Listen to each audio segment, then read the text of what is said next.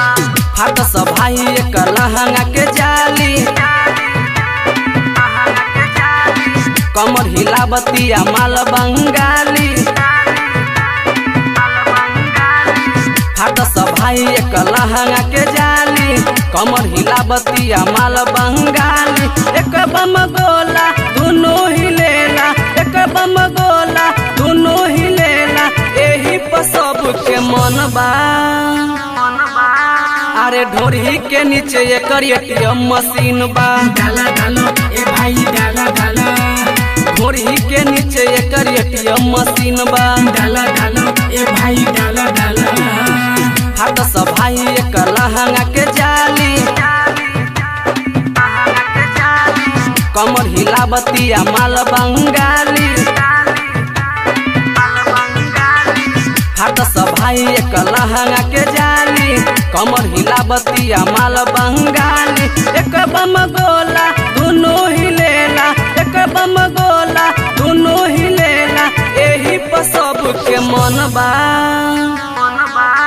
अरे ढोरी के नीचे एकर एटीएम मशीन बा डाला डालो ए भाई डाला डाला ढोरी के नीचे एकर एटीएम मशीन बा डाला डालो ए भाई डाला डाला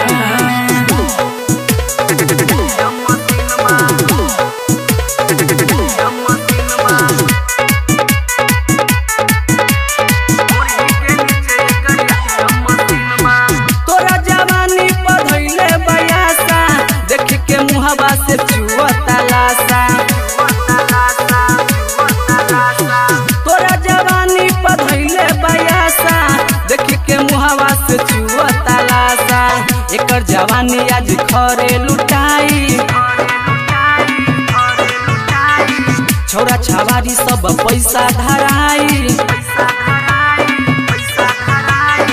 एकर जवानी आज खरे लुटाई छोरा छवारी सब पैसा धराई राउटी में जाई मजा उठाई राउटी में जाई मजा उठाई एही से रसीली एक नाम बा ढोरी के नीचे एकर एटीएम मशीन बा डाला डालो ए भाई डाला डाला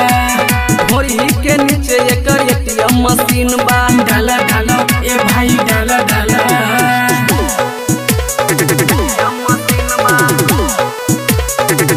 मां शारदा रिकॉर्डिंग स्टूडियो हनुमान चौक गाढ़ा रट रंजन बात कहिल सही हमारा कार्ड के लोड का सही रट रंजन बात कहिल सही हमारा कार्ड के लोड का सही आगे से पीछा एकर बनल बा भाई श्याम प्रेमी आज पूरा सधाई